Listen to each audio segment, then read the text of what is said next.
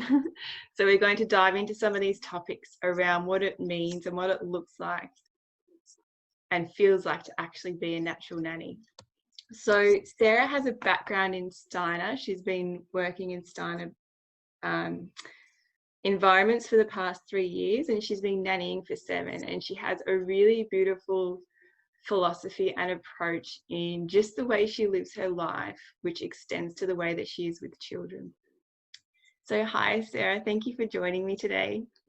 Hi, thank you for having me, Melissa. I'm so excited to chat with you. Yeah.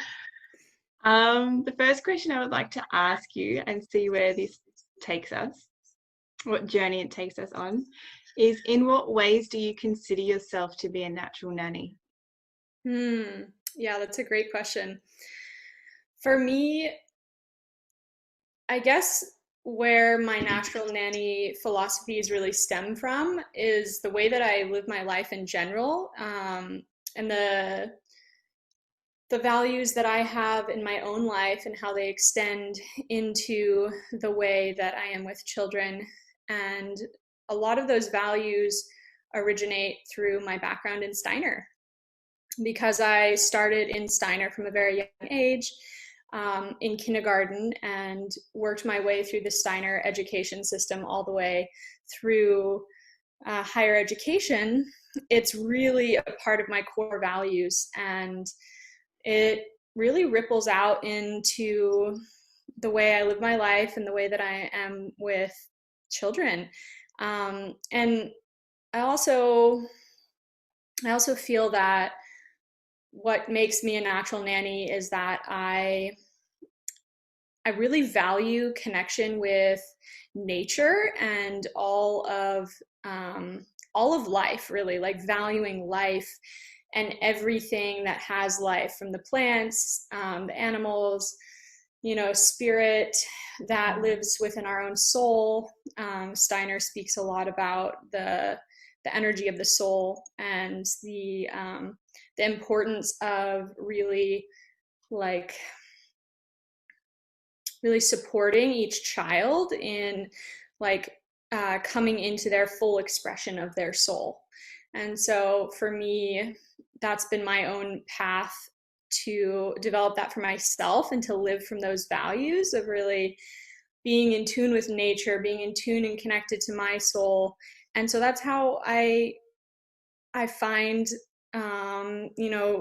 the beauty in being with children is like to really support them in also finding their unique connection to nature and to their soul's expression. Mm, Yeah. that's so beautiful. I love that. Yeah. And really, we can be the container for that, can't we? We're getting out of their way and just Yeah. being the container. Yeah, absolutely. Holding that that loving, supportive approach, and yeah, that container, like you say, to really support that expression, however that wants to be for the child, to really like develop their own curiosity, I feel, with the natural world around them, with whoever they're interacting with. Mm-hmm. And yeah, really allow that natural curiosity of the soul to be able to come forward in its unique expression for Mm-hmm. each being, for each child. Oh my gosh, that is so beautiful. It reminds me of a little story I might tell actually, because I also have a background in teaching. I was in the classroom for 3 years full time in a very Mm, structured, highly structured, highly very particular goals to achieve and very particular curriculum to follow. So I went from that environment and being full time 3 years in that environment and left back in 2012 and went back to nannying. And I'm back with being young children. It had been a little while since I've been in that space for me. And I was with a 2.5-year-old. It was my first nanny job post teaching. And we decided to go for a walk down to the local playground. And I was still in this mindset of being in mission mode and achieving mode. And I just wanted to get to the playground. that was my mission. We need to get to the playground so we can have fun. And on the way there, this beautiful little Russian 2.5-year-old girl, all she wanted to do on the way, she was so in awe and connection with the natural world around her.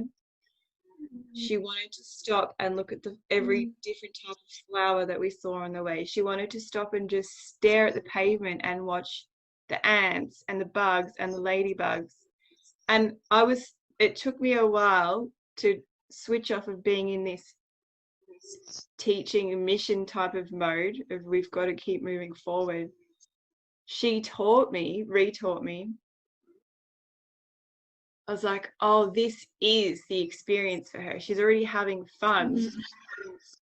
We don't need to get to the park and then enjoy life. She's enjoying her life right now.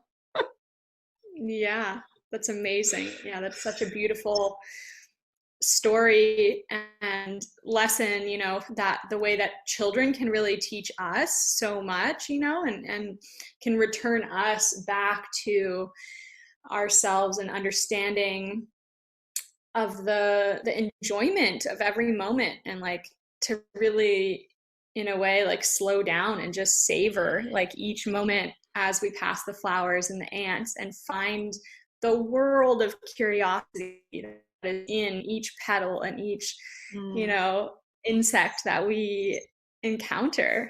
I feel like it's so often in this world, especially in a lot of our education systems that aren't alternative, it's so goal oriented, so action oriented, that, and you know, just in general in society, it's like go go go. We lose the just like the curiosity and the playfulness in every moment.